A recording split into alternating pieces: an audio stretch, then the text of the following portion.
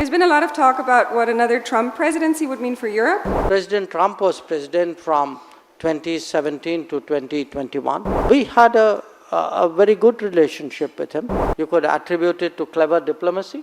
There's been a lot of talk about what another Trump presidency would mean for Europe. I would like to ask you, what do you think it would mean for India, also with a view to America's China policy? President Trump was president from 2017 to 2021. We had a very good relationship with him. He came here on a visit. My Prime Minister went there on some visits. There were, like any relationships, there were issues. But overall, if I look in those 4 years, did our relationship deepen? Did it grow? Absolutely, it did. So I'm not,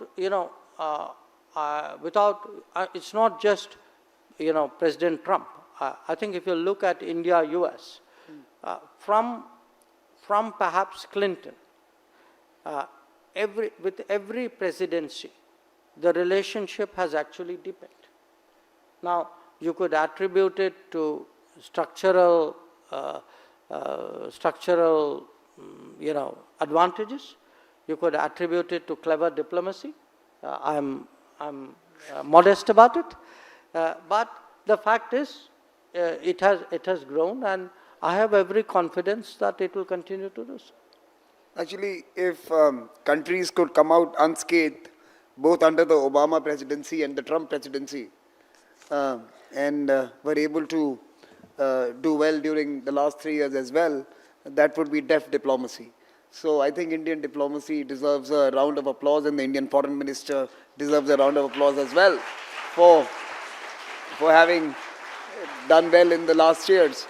On what would life be like if he did the UK FTA, I would say the FTA is done, if there is a balanced mutual, they get the terms right, which they would, because, they won't do an FTA if they didn't get the terms right.